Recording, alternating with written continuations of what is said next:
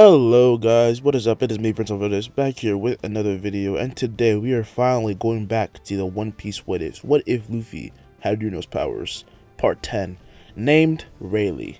And I want to apologize for being gone for so long about this one, but here it is back. Check out the playlist for it. Don't forget to like and subscribe, hit the notification bell to stay up to date on all of my videos, and let's begin.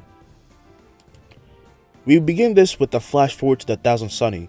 Wait, your name's Lola? Nami would ask to Lola as they stay on the Tempest ship, and Lola would say, yes, Namizo, but I don't remember telling you that. With the look of happiness, Nami would then hug her, saying that she's so glad to meet her again. Ussop, hearing this, would then say, wait, are you the shadow that was in the boar zombie? Taking some of the treasure being brought in from Maria's home by everyone, Nami would then give some of it to Lola, saying, here, a little gift. Luffy then flies over with Bell, carrying the last of the treasure in his arc, and he would say, oh, Nami, you're giving away money. That's new. As he lands down, he then tells everyone to actually gather to eat, and they will finish. Everything else later. And Bell would say, "Yeah, Sanji's cooking." Hearing his name being called, and excited, Sanji would then run out with his eyes turning to hearts, with him then smothering the little fairy. "Ah, thank you, Bell-chan." And Luffy would say, "Too close," as he would then smack him on the head, leaving him in a love-stricken, half-unconscious state, with Luffy then starting to drag him. "You asshole! Why did you hit so hard? I felt your breath on my face." Imagine how Bell must have felt. "Sorry." Barbara would say, it's okay. As they head off, Nami and Lola would then follow, as Lola would then ask what the deal was with Luffy running off, and she would say, I could have swore he said a certain name. He talks a lot, but he doesn't say much. When he's ready to tell us about it, then he will. But it sounded serious, said Nami. A banquet then begins inside as the pirates would party, eat, drink, while Brook played a beautiful melody, and as he did, Luffy sat atop the piano, swaying back and forth with a hum. So, you're joining my crew, right? Sure, the skeleton would say. At the mention of this, everyone would raise a cup as Brook would then laugh, saying, thank you, and he would say, oh, I just remembered something. Grabbing his head and afro, he would then open up his skull, leaving Bell shocked as well as Ussop, who saw it, and out of the skull, he pulls out a sort of shell and lays it down. A dial, Luffy would say. Oh, you're familiar. Luffy would then say, we went to Skypiea, got a bunch of them. From its design, it looks like a tone dial. Does Sky Island really exist, then? Brook would ask, and Luffy would say, I'll take you up there one day, if you don't mind heist, that is. Brook would then say he would love to, saying this dial held the last song sang by him and his crew, and asked if he can at least play it. And Luffy would say, sure. And this is when the melody would change as the pirates start to feel a new song coming on. As a matter of fact, some of them recognize this song, and Luffy does as well. Lola would then say, well, then we can all just sing along, right? Yeah, the pirates would yell, and so begins Banks' Brew. Gather up all of the crew, it's time to ship our brings brew. The seas wind blow to words, who knows the waves will be your guide. Laboon, wait for me, Brook thought. As the song passed, it's as if old memories begin to be relived for the skeleton, but this time he was surrounded by people. This song was being sung by his new crew and new friends as he paid homage to his old ones. Time skip 2 days. Brook stands before the grave made by his crew, his new crew, for his older one. He would say, it's beautiful. Thanks for setting up, Franky. Franky would then say, yeah, it was completely awesome design, like usual. And I picked out the flowers, Chopper would say. Seriously, thank you so much. There's no way I could have stored all these bones on the ship, Brook said. And Luffy would say, oh, call it 1,000 Merry. From now on, well, it's your home. Do you want a moment alone, though? Brook would then say, if possible. And with this, the crew lets him pray and say his final words. Lola, meanwhile, leaves with her crew on Franky's ship. Well, it is Brook's ship, but Franky fixed it up so they can use it again, and Franky's dope, so he did that shit in a few hours. Nami gets her Viva card, Lola's Viva card, and as they sail off, Luffy and everyone say goodbye to them as the mist will then envelop them, completely erasing their presence. What a weird part of the sea. Alright guys, Fishman Island, Luffy would say. As the crew cheers, they then get on and start leaving and sail off, gathering as much booze as they can before then starting to commemorate Brook's joining of the crew. And Luffy would then say, alright Brook, welcome to the crew. You guys are too kind. Yo. How does it feel to have your shadow back, by the way, Chopper would ask. And Brook would then stand saying he felt so amazing he could die. But I'm already all skins and bones. Yo. While Luffy burst into laughter, Sanji would then tell him to shut up, only for him to then lean on a wall at 45 degrees. As he does so, he would then yell it out, causing them all to burst into laughter and almost cry, and they don't even understand why it's so funny, but it just is. A new adventure would then begin as the Tempests head further down, heading for their next destination until they reach the Red Line. A gigantic mountain stands before them, towering over them, as Ussop would start to tear up. We've come so far, guys, he would say. Are you okay? Belle would ask, as she legitimately looks concerned, but Ussop then saying he's just happy. I'm so happy I couldn't help but cry. Oh, you mean like when Zoro spooked you last night? Belle would ask. Ussop would then get startled but mumbles saying yes, with Luffy then saying to stop teasing him, and they then move closer as Luffy blows their sails, and they move to sail through the valley between the mountains. But as they near, Franky would say, hey, you guys want to see something cool? As he looked at Franky, he would then run to the wheel, cracking his fingers as he would then activate the fourth dock. And he tells Brook to go down to the basement, or like the storage area, and he'll see what he's talking about. Brook then says with pleasure, and as he goes down, his eyes widen when he sees a submarine. How fun. Back upstairs, they then continue to sail when they then see a shark fin pop out beside them, riding beside them, and it would then fully resurface to show Brook driving a submarine. Chopper and Usopp's eyes would pop out as they are so amazed that they cannot believe that Franky did this, and Franky then walks over to Nami, handing her a snail transponder, and from it comes out Brook's voice. Oh, Nami-san. Nami would then say, wow, it's perfect communication. Do you see anything good down there? Maybe a clue to Fishman Island? Or some treasure? Not exactly, Brook would say. As he says this, the waves start to sway back and forth, and from behind Brook and the entire Tempest ship, a giant sea rabbit would come out to gobble them up. But quickly, Luffy would slam a wind blast into its stomach, sending it flying, with it then regurgitating and also spitting out something. This thing began to scream as it flew over to the crew until it crashed on their deck, leaving Sanji's eyes filled with tears and hearts, and leaving the crew surprised by what they saw. Brook at this point then climbs up and sees the mermaid Camie and becomes overwhelmed as well. A mermaid? Camie, as she realized she landed on a pirate ship, would then see that she's also surrounded by a bunch of people she really didn't know, and she yells in fear before then calming down, and she says, thank you for saving me. I would love to pay you back somehow. Oh, how about some free food? You guys like octopus fritters? Sanji would then start to walk up, saying that they were his favorite, just as the starfish Papag would then jump out of the mermaid's back, kicking him across the face. Get away from her. Oh my god, it is StrawHats. Do you know where we are? We're on an emperor ship. He would then whisper this to Camie, who says, you're him? Her eyes would then pop out in shock, with Luffy then laughing. Sanji, however, would get angered at being kicked, saying that they're having fried starfish tonight, making him hide behind Camie, who would say not to because he is her friend. Well, then that's fine, Sanji would say. At this point, he then loses consciousness and is caught by Luffy, who says, yeah, you need a timeout. You should use that more often, Zoro would say. Luffy then tells Chopper to take Sanji away to the nursing room, and he salutes as he would then transform and carry him away, and Luffy then walks to Camie and kneels down. Sorry about that, so how'd you end up like this? I was with a friend, we got separated. Oh my god, is that a skeleton? She then shouts at seeing Brook come aboard, and Brook would say, nice to meet you, my lady. Oh, hi. May I see your panties? As Camie says she doesn't wear any, however, Nami and Papa would double punch him, while Camie laughs, saying that he's funny, before then hearing her transponder ring. She would then bring it out of her backpack, with everyone then hearing a voice come out. Hey Camie, are you okay? Papag and Camie would then say, Hachin? And the two fishmen, as they say this, Hachin would then say that he washed up somewhere, and he would say, I'm at Sabaody archipelago, can you come get me? Oh, that's where we're going, that's perfect, stated Chopper. And Camie then says, sure, asking where specifically he was. We're at East Grove 44. As the line cuts out, things then go quiet, with Luffy then telling Nami to follow him to the second floor so they can have a little talk, and she'll be confused but says, oh, sure. As they walk off, Camie then asks if everything was okay, and they all shrug their shoulders, but Chopper would say, knowing Luffy, it would definitely help. But why would an emperor care about us fishmen? Papa would ask, and Robin would say, because he feels like it. That's probably what he'd answer. Camie hearing this would be happy, and that they're on the good side of, some good pirates, and because they're one of the people who would like to believe that Luffy is a good person, but he was just really startling to see him in person at all. But when Nami returns from talking with Luffy, she could not look more pissed, but also composed, and Ussop would ask, are you good? I'm perfect. Let's go get your friend. Your face says otherwise, the starfish would say, but Nami then saying to go already, and so using her communication with fish, Camie would guide them to where Hachin is, and is waiting for them. When they arrive at where Hachin is, they find the base of the flying fish riders, who from their base would have their eyes pop out just like Hachin, and they would say, why the hell is StrawHat Luffy coming to pick you up? Is he the one that's coming to pick you up? As he looked at Hachin, however, it wasn't just fear at seeing the infamous pirate ship, but he looked like he was almost ready to literally die and give up his life. And they would say, dude, why do you owe some debt or something? Why do you look so much worse than us? Because he's actually going to kill me.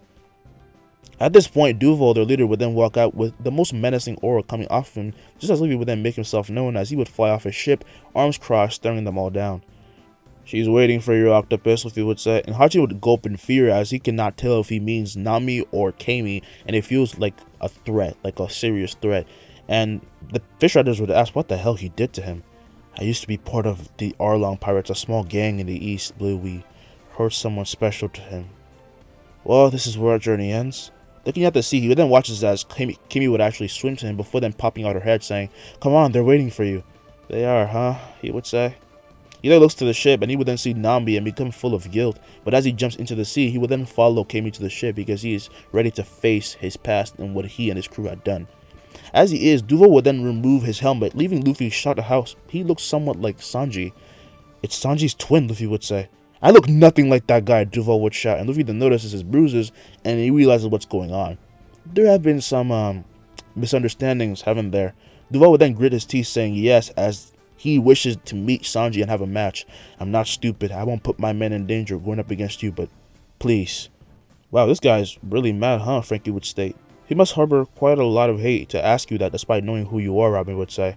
"Wait, what? Did I miss something?" Brook would ask, as he does not understand why there is such a big stigma around asking Luffy anything. And Zoro would then say, "Oh, we never told you, did we?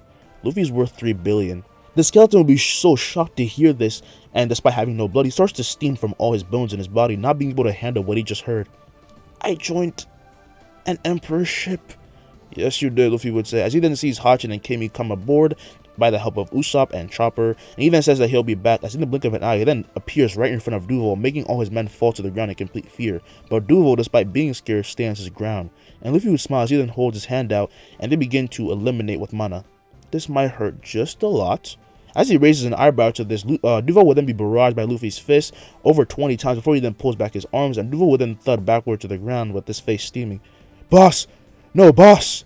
As they all run to him and begin to cry, thinking he may have met his end, their blood starts to boil at the fact that they can't even do anything, only for the captain to then sit up, instantly brushing away the steam, and they see that he has become handsome. "Who the hell are you? What's that supposed to mean?" "It's me," Duval would scream, and Luffy then waves goodbye, saying, "Sorry for the trouble, but you should be fine now." As Duval was left confused, he would then yell for Luffy, but someone would then put a mirror in front of him. "Boss, look what Straw Hat did. He gave you a new face." Seeing the man that was in front of him, Duval was completely in shock. "This is me? I'm beautiful." His screams would then reach Luffy as he flies back, and he would plug his ears with Bell then forming and asking, "How did you do that?" "I broke his bones and re-healed them at the same time, giving him a new bone structure." He'll have to wait for it to settle in, though. A shriek from Duval was then heard from his face twitching, and Luffy would yell to use some ice packs. He then lands on a ship saying, "Alright, let's..." Well, this is surprising. He finds everyone enjoying Hachin's food, even Nambi, who would tell him it was delicious, leaving the fishman so happy that he almost cried. And Luffy then sits down asking for some, and Hachi would say sure, as he then handed him a skewer, and as he ate it, he said it was delicious as well, satisfying Hachin. "I assume you guys made up since he's not dead yet." "Dead?" Camie would shout. As Zoro would say, if the food wasn't this good, it could have gone much worse. Camie is honestly confused, as was the starfish, so Hachin goes to explain it, but Nami would say, "It's all in the past, don't worry about it, Camie. We butted heads back when he was still a pirate." "Oh yeah, I guess he would still have some loose ends, but it's good to see you guys getting along," Camie would say. As she says this, Belle would then show herself and bite into Luffy's food after he offers it to her, and she would then squeal with happiness. "Where did she come from?" asked the starfish, and Camie would say, "It's a real-life fairy, oh my god." And Belle would say, "I'm the wind spirit, nice to meet you." "So this is what it looks like. There are rumors about her, you know," Hachin would say. As he says this, Camie would then be saying hi to Belle, saying she looks adorable, and the spirit would blush, saying that it's no use buttering her up. "But did they say something bad about Belle?" Camie would ask, and Luffy would say, "Of course they did. Look." Bringing out his grimoire, he would then let it fly and open, showing a newspaper of Belle being described as a vengeful spirit under Luffy's control, and she would then be described as a disaster meant for Luffy's purpose. "Who dares disrespect Belle?" Sanji would then awake as he bursts the door open, and he runs out to see the grimoire, and he would grab it, saying that they have to launch an all-out attack, and Belle would say, "That's overreacting, and this is why I knocked you out," Luffy would say. "Yeah, that was sneaky, by the way. And what is he..." He then sees Nami signaling him to stop, and he realizes what's going on, as he would then sit down. "Fine, give me some moss head." Zoro would then say here, and he hands Sanji some food, and they begin to eat, while actively trying to learn more about the world, since it's been a while since they've seen the grimoire. They talk and have a table brought over so they can properly enjoy themselves until they then reach Sabaody archipelago, and they mostly see bubbles. "Are those actual soap bubbles?" asked Zoro. Camie would then say the island makes them. "Oh, it's so pretty," said the spirit, and Nami would say, "Will this island rewrite the Lapos though?" And Hachi would then say, "Oh, don't worry about that. Sabaody is just a clump of trees. There's no magnetic force." Sanji, as he brings over some drinks for Nami, would then remark, "Then what the hell is it?" Hachi will then explain that they're mangroves, and they're clumped together, and they're a type of tree, and its roots come from below the sea itself. They soon then come to a stop when they then reach the shore, and they see the soap bubbles are being made from the, like, they're literally popping out of the mangroves. It's not actually soap bubbles, it is resin. And as Robin reaches down and catches a foaming bubble, she would then find that it's super sticky, and she confirms that it is resin. And then they continue walking and walking as the crew then messed about with the bubbles and were soon entering Grove 41. And so Hachin said, "Oh, by the way, please don't get involved with any nobles. They're arrogant dickheads who wear helmets to keep themselves from breathing common air. They're very recognizable. Luffy, I know you had an encounter with them at one point. So, really?" asked Brook, and Ussop would say apparently that noble hated him so much because he apparently said Luffy looked too good for a commoner, and he was mocking him and his looks and all that by being so pretty. Luffy would then say, "Yeah, I get what you mean, but I won't do anything if they don't do anything stupid. You should be more worried about how people will react when I arrive." Already walking out onto the streets of Grove 41, they find eyes on them, but especially Luffy, who would smile as he flies into the air and begins to float. "I'm gonna go explore a bit with Bell, try not to die." He then blasts off, leaving the inhabitants worried about the Emperor's appearance, and as Luffy flies off, he and Bell then see a runaway slave asking people to help him remove his collar. Bell, with a look of horror, then says, "Luffy." "I know." As the celestial father Oswald and his daughter Shalaria find the slave, they decide to kill him and detonate his collar, causing an explosion to envelop his head, but much to everyone's surprise, he would then run with the collar falling apart, and he would quickly be gone as he would hide as fast as he could. "He actually escaped? What happened?" Shalaria would say, "Father, why did you just put a defective collar on it?" And also would panic, saying, "What? No, I was simply thinking so that we could have fun chasing it back." "We already do that. It's boring," she would say. She then walks past her father, dragging along her other slave, and the father would quickly call for Marines to look for the runaway man. As he hangs up for a moment, he looks up and thought that he saw something, but there was actually nothing there, so he continued on his way. Luffy, meanwhile, would be in the trees, watching everything happen below, and he thought, "I might have to kill that bastard." All over the island, the supernovas, however, received some intel of the strongest of them arriving, and it made some of their blood boil. Some got interested in what would happen, and some were just kinda chilling. The Tempests then split up with Zoro then going on a walk with a bottle of booze in his hand. Sanji, Franky, and Ussop stay on the Thousand Mary, and the others go to the amusement park, before then going to meet an old friend of Hachin's who used to be a pirate empress at one point.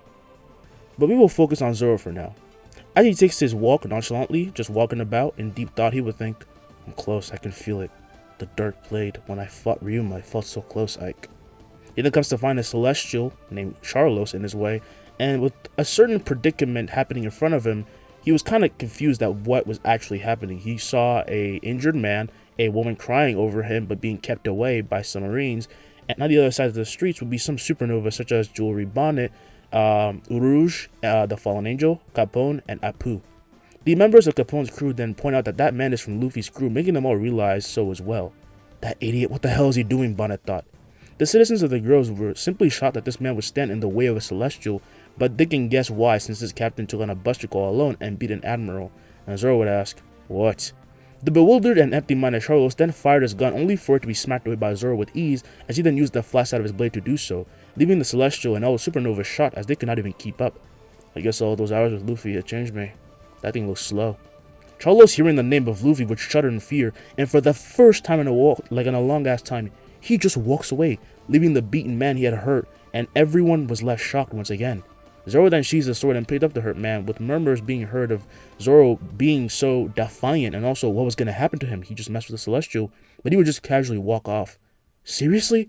That pea-brained noble actually left him alone," Bonnet would say. "This is the effect of the Ripper's name, or I guess I should say StrawHat," Apu would say. Meanwhile, the so-called famous Straw Hat would keep flying about from grove to grove, and it was obvious that this place was ruled by Celestials. As they come to a stop, Bell would say, "How could they do that? Don't they realize they're humans just like them?" Luffy would stay stoic, keeping a look of contemplation as he wondered if he would have to kill a Celestial today. At that moment, however, his transponder would go off, and he would pick it up with the snail, reflecting the fear and worry of Hachin, who uttered the following words: "Camie got kidnapped by some slave merchants." We then cut to Charlos entering the slave auction house with a look of frustration, and as he enters, he would kick one of his slaves in frustration. "That freaking kid, piece of shit, always bothering me." The kicks and the grunts of the hurt slave would echo, but everyone tries to ignore it, including the kid pirates and the heart pirates, who will be in the stands, until the assistant of Charlos then alerts him to the mermaid being brought onto the stage. Finding herself in chains and submerged in a gigantic glass bowl, Camie would struggle to get free while the host presents her. A real-life mermaid from Fish Island, folks. Ain't she a beauty? Oh, hell yeah! Something to keep me occupied, Charles would say. Other nobles would then share the celestial sentiment, as it is quite hard to capture mermaids, but before they can even say anything, Charles would shout, 500 million berries, now give her to me. A silence then sets in, as no one even has heard of, like, they've never even had thought of, like, having that much money. It's just insane, and this nigga is giving it away for a mermaid. Even the host was shocked, but excited at the amount of money he was gonna get.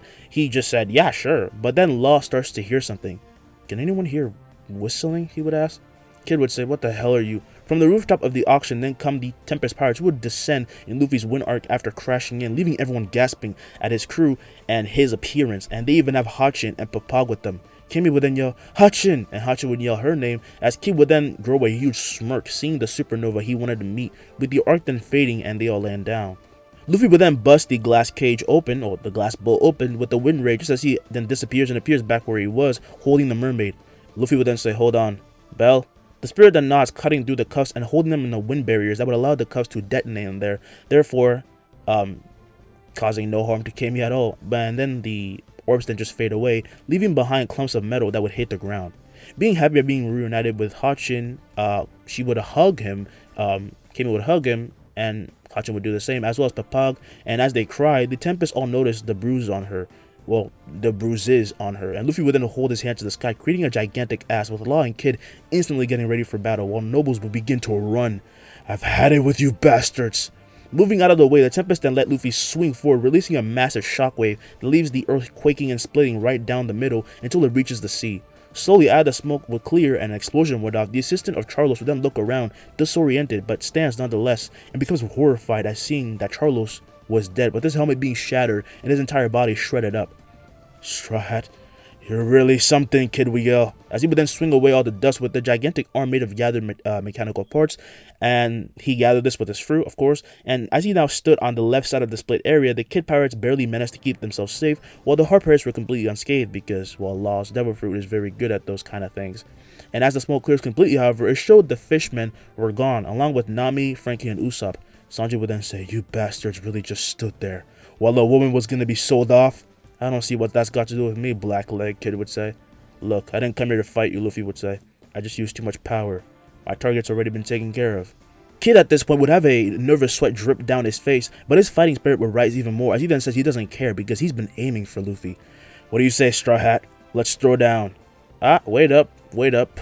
All the pirates then stop, with the Tempest then turning to see an old man walk out from the undisturbed backstage, which all the workers had fled after the explosion, and Rayleigh would say, oh, stories of your looks definitely aren't exaggerated, are they, Storm Emperor?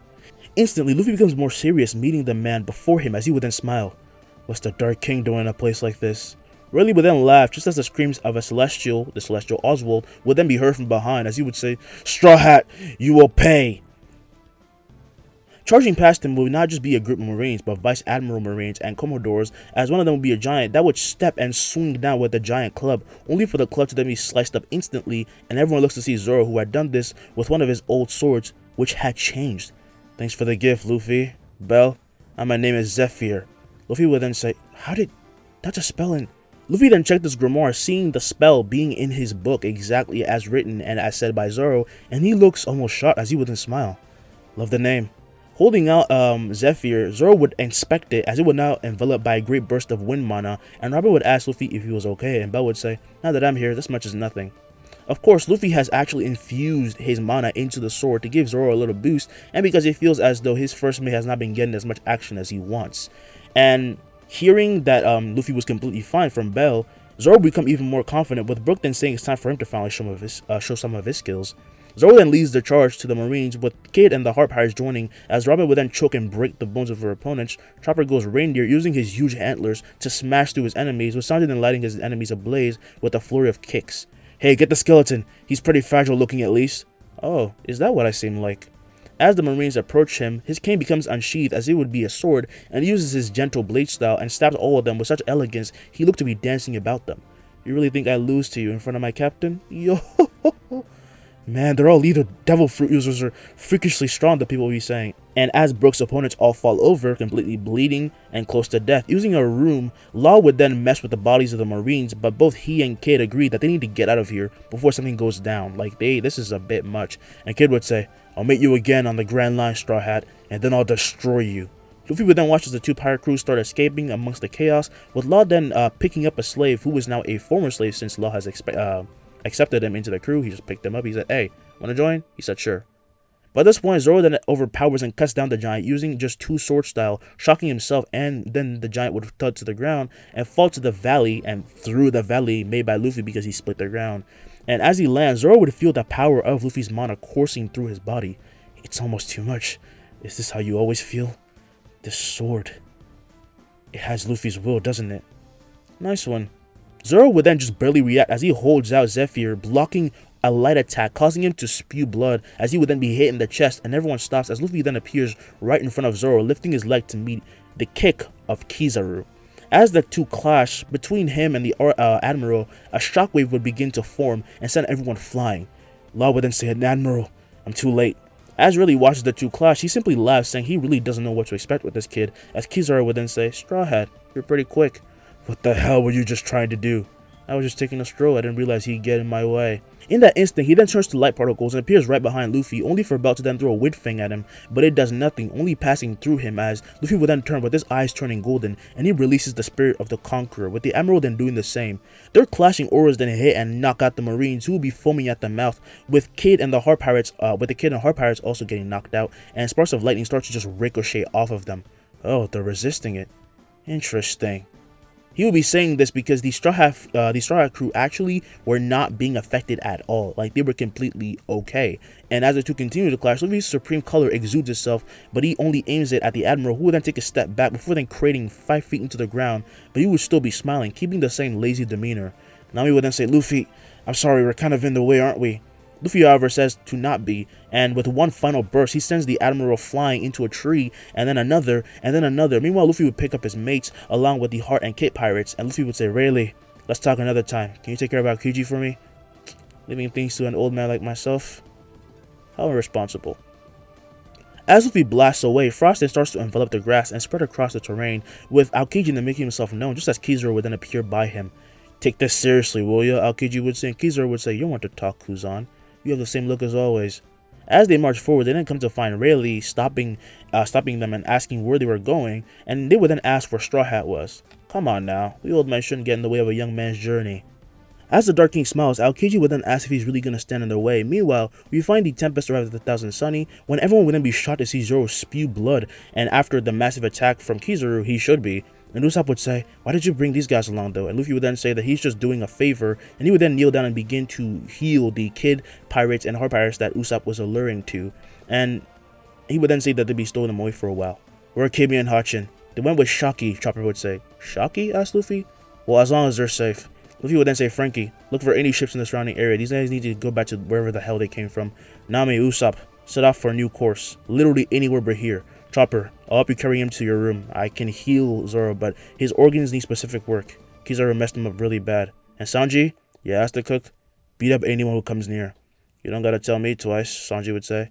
"Roger," they would all say. And quickly moving, Luffy and Chopper then start heading in while everyone starts to do their work, and Luffy then actually remembers something, and he looks to the stowaways and releases his Conqueror spirit, causing him to instantly wake up and breathing heavily. Kid would then say, Where the hell are we, Straw Hat?" He would then see Luffy heading into the ship while his crew was moving around quickly, and Beppo would then say, "Captain, did we get knocked out somehow?" And Law would say, "Clearly, I don't know how, I don't know. Yeah, I don't know, it must have been Straw Hat. Hey, you two." The two captains then turned to see Franky at the wheel as he would then yell for them to tell them where their ships were. Kid would then scoff. "So you're giving us a free ride, huh?" "I'm doing what my captain tells me. The alternative is I throw you to the sea. Hurry up, we have Admirals on our tail." Kid would then say, "Fine, whatever, but next time we meet, you're all done." Ussop, hearing this voice, then looks to Sabaody with his binoculars, seeing a pacifista charging at them while Santomaro rode on it before he then leaped into the air and opened its mouth as it charges up a beam. As it builds up energy and releases it, Sanji had no choice but to jump as his legs then light ablaze. "You don't get to see your captain just cause you ask." His kicks then meet the energy that was released, with him then being instantly pushed back, but then he feels something helping him, and it's familiar. "Belle?" Looking back, he sees her come out of the room as she would then nod, and he smiles. "Diable Jambe."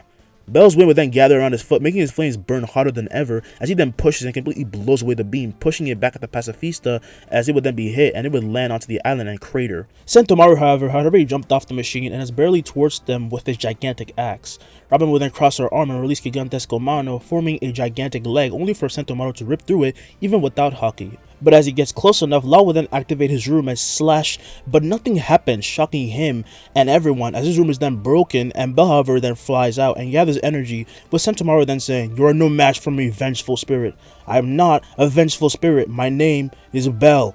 In an instant, his axe is then ripped to shreds, leaving him shocked when he is then blown away by a gigantic and massive attack to his stomach that crushes his internal organs.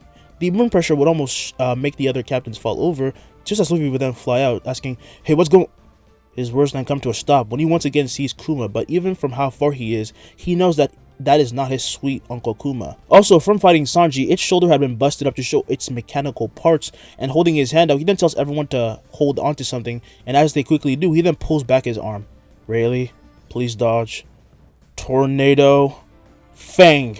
Releasing a massive attack, he would then obliterate the forest of Sabaody with a revolving wind attack, which then sweeps away the pacifista and blows it to pieces. Meanwhile, the clashing admirals and pirate come to a stop, with Rayleigh then sensing the intentions of Luffy and quickly getting out of there, leaving the admirals to bear the full brunt of Luffy's attack.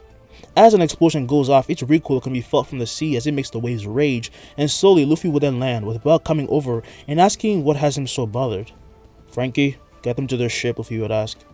"Oh, they haven't told me yet," Franky would say, and Luffy then starts walking off, but when they do, get them off the ship. He then slams the door behind himself, heading inside, as they'll then notice he was clearly ticked off about something. "We're around on the other side. I think it's time for us to split up," Law would say. Kid would then nod, as he would then think, he destroyed part of the island on a fucking whim. I need to get stronger. Way stronger. As Luffy goes inside, he marches to his room and he sits at his bed, as he would then hold out Ace's Viva card, and he had checked it before, but now it was damn near halfway finished, and Bell would say, "It must have been Blackbeard. I need to find him. Both of them. And quick." "Then maybe it's time you finally tell everyone. They need to know about everything eventually," Bell would say. And Bell has a certain recognition of Luffy's memory. She's quite literally connected to him, but she can't always know how he's feeling until he points it out. But yeah, I just wanted to clear that up. We then fade to black, and hours later, when night has fallen, Luffy will then walk out to the deck and see his entire crew gathered up, even Zoro, who should be resting, and he would say, Zoro would then say, "This is my duty as a first mate. Clearly you got something to get off your chest. The floor is yours." Mary wouldn't be happy if she didn't know where to take him next either. Sighing, Luffy would then take a seat. "Alright, it was about 14 years ago." We then have a flashback to a 4-year-old Luffy reading his grimoire as he sits cross-legged on what seemed to be a barren island, but he started to hear out loud steps and soon turned and said, "Oh, Uncle Kuma." Bartholomew Kuma would then smile, asking the little Luffy, "Have you begun to understand it?" And we will end this part here. Welcome to the end of the video, guys. I want to apologize. My voice might have been a bit too screeching for your ears. I was too close to the mic and I didn't notice. I apologize. But I hope you enjoyed anyway. You know, Zoro got some cool ass power up. Yeah, I made Luffy make a fucking sword. Yeah, I ain't got no limits. I don't know why I'm saying it like that. But yes, Luffy has infused his soul into Zoro's katana. So now, Zoro's going to be an OP ass first mate. I made it specifically because when they meet Kaido, that attack that he lands on him is gonna be so fire. And Sanji got a little bit of help too, so y'all can see a bit of his full potential when he's being helped by Bell, and it fits very well because Sanji usually doesn't like to get help from women to this point, but that's his character arc already growing. You know, it's already on. All right, hope you enjoyed it. I made a bunch of awesome stuff happen. You're welcome. Don't forget to like and subscribe. Hit the notification bell to update all of my videos, like I say in the beginning. And as always, peace.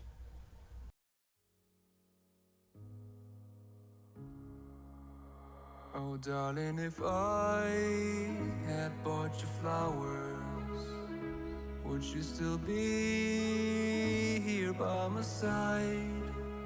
Yeah, I thought this moment could be ours, while I'm walking only through the night.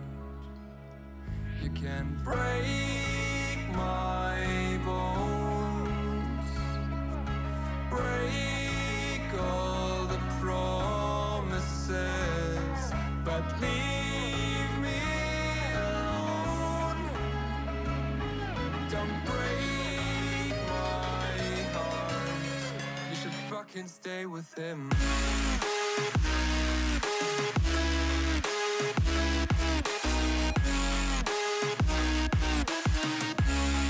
You should fucking stay with him.